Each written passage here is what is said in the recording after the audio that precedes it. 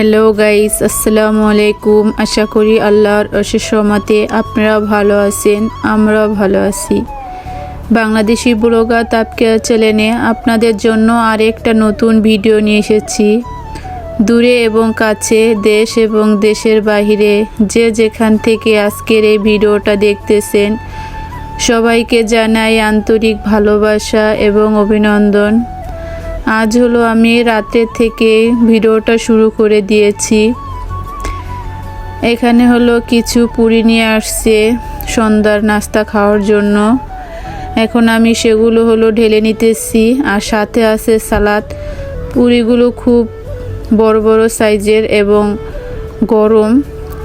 এখন মা ছেলে দুজনে মিলে হলো সন্ধ্যার নাস্তা খেয়ে নিতেছি। আর এটা হলো ডাল পুরি, আপনাদেরকে একটু দেখিয়ে দিলাম। আর পুরি খেতে কিন্তু খুবই ভালো লাগে, আর সন্ধ্যার নাস্তা এমন গরম গরম পুরি খেতে কিন্তু আরও বেশি ভালো লাগে। এখন হলো মা ছেলে দুজনে বসে হলো পুরি খেয়ে নিতেছি। পুরি খেয়ে হলো আমি কিছু কাপড় চোপড় গুছাবো, সেগুলো আপনাদের মাঝে আর শেয়ার করব না। অফ ক্যামেরা আমি হলো কাপড় চোপড়গুলো গুছিয়ে নিব। কাল যেহেতু বাবার বাড়িতে যাব, সে কারণে হলো কাপড় চোপড়গুলো গুছিয়ে নিব। আর আমি যেহেতু একদিন পর পর ভিডিও দেই, আর আমার ফোনটা হলো একটা ডিস্টার্ব দিছিল, সে কারণে অনেক দিন যাবত আমি হলো ভিডিও দিতে পারি নাই। এই কারণে আমার এই ভিডিওগুলো দিতে অনেক লেট হয়ে গেল। যেহেতু করা আছে, তাই হলো আমি ভিডিওগুলো আপনাদের মাঝে শেয়ার করে দিতেছি। এখানে হলো সকালবেলা আমি সংসারের যাবতীয় কাজ টাজ করে ঘরঘুর গুছিয়ে তারপর হলো চলে যাচ্ছি বাবার বাড়িতে। আর ছেলে মেয়ে ওর আব্বুরা হলো সবাই চলে গেছে রাস্তায়। আমার হলো একটু বের হতে একটু লেট হয়ে গেল। আমি হলো ঘর দুয়ার তালা মেরে তারপরে হলো যাচ্ছি। তারা হলো তাড়াতাড়ি করে রেডি হয়ে চলে গেছে, বলতেছে তুমি আসো, আমরা হলো রাস্তায় যায় দাঁড়াই। এই যে দেখেন, আমি হলো গাড়িতে উঠে পড়লাম সব কিছু নিয়ে। যেহেতু শীতের দিনে কিন্তু আপনার কাপড় চোপড় বেশি করে নিতে হয়, যেহেতু দুটা বাচ্চাদের জন্য বেশি বেশি কাপড় চোপড় নিতে হয়। গরমের দিনে কিন্তু কম নিলেও হয়, কিন্তু শীত কিন্তু সহ্য করা যায় না। সে কারণে আমার অনেকগুলো ব্যাগ হয়ে গেছে। আর প্রত্যেকবারে আমার কেমনে জানি বেশি কাপড় চোপড় হয়ে যায়। বলি যে কম কিছু নিব, কিন্তু গুছাতে কিন্তু অনেক হয়ে যায়। মনে হয় যে আমি অনেক দূরে যাচ্ছি, লন্ডন আমেরিকা যাচ্ছি। এ কারণে আমার অনেক ব্যাগপত্র হয়ে গেছে। আর বাবার বাড়িতেও গেলে ভাইরা ওরা সবাই দুষ্টামি করে বলে যে লন্ডন আমেরিকা আসছো, এ কারণে এত ব্যাগ ট্যাগ হয়ে গেছে। যতই বলি যে কম কাপড় চোপড় নিব, কম জিনিসপত্র নিব, কিভাবে জানো একটু একটু করে গুছাতে অনেক হয়ে যায়। এই যে আমরা হলো বড় ব্রিজের উপরে উঠে গেছি। আজকে আমাদের ভাগ্যটা খুবই ভালো, কোনো জ্যাম নাই। আর এই জায়গা আসলে কিন্তু খুব জ্যামে পড়তে হয়।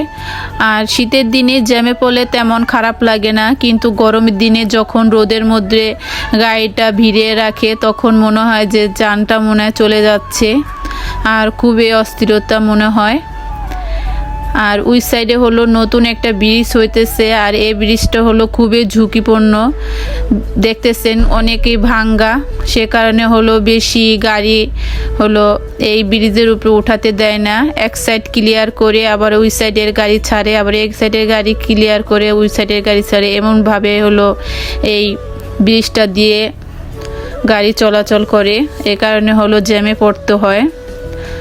আর যখনই আমি যাই খালি চিন্তা করি যে এই ব্রিজটা পার হতে পারলেই চলে, কারণ খুবই ভয় লাগে যখন মাঝখানে আপনার উঠে যায়, তারপরে আপনার গাড়িটা অফ করে দেয় যে এই সাইডে গাড়িগুলো আসুক, তারপরে এই সাইডেটা ক্লিয়ার করব, তখনই খুবই ভয় লাগে। আর বড় গাড়ির সাথে যদি আমাদের এই অটোটা ওঠে, তাহলে মনে হয় কি আরও বেশি ভয় লাগতেছে। আপনাদের সাথে কথা বলতে বলতে কিন্তু আমি বাবার বাড়িতে চলে আসছি। আর কেন যেন আমি যখনই যাই আমার এই পথের ভিডিওগুলো করতে খুবই ভালো লাগে। চারিদিকে সবুজ আর সবুজ, আর দেখতে খুবই ভালো লাগে। এ কারণে আমি সব সময় যাওয়ার সময় আমি এই ভিডিওগুলো করি। এই যে আমি হলো চলে আসছি, ভাইরা হলো আমাদের এগিয়ে নিতে আসছে। আর প্রথম থেকে এই পর্যন্ত যে আপুরা আমার সাথে আছেন কিন্তু একটি লাইক দিতে ভুলে গেছেন, প্লিজ আপুরা আমার ভিডিওটা কন্টিনিউ করে একটি করে লাইক, কমেন্ট, শেয়ার এবং ছোট্ট চ্যানেলটাকে সাবস্ক্রাইব করে দিবেন। যারা অলরেডি এই কাজটা করে দিয়েছেন তাদেরকে অসংখ্য অসংখ্য ধন্যবাদ। আর যারা এখনও করেননি প্লিজ আপনারা আমার ছোট্ট চ্যানেলটাকে সাবস্ক্রাইব করে দিবেন, পাশে থাকা ছোট্ট বেল বাটনটি ক্লিক করে দিবেন। এতে করে সর্বপ্রথম আপনাদের কাছে ভিডিওটা চলে যাবে, সময় সুযোগ করে আপনারা আমার ভিডিওটা দেখে নিতে পারবেন। আমি হলো বাড়িতে চলে আসছি, আসার কিছুক্ষণ পরেই দেখতেছি এখানে দাদি হলো কলই শাক করতেছে। দাদি কিন্তু খুব সুন্দর করে কলই শাকগুলো কেটে নিতেছে। আমি দাদুকে বলতেছি, দাদু তুমি তো খুব সুন্দর করে কলই শাকগুলো কেটে নিতেছো।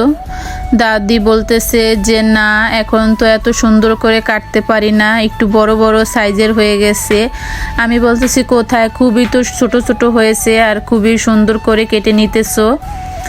দাদি বলতেছে যখন আরও 3-4 বছর আগে আরও খুব সুন্দর করে হলো কলই শাক কাটতে পারতাম, খুব ঘিনি ঘিনি করে।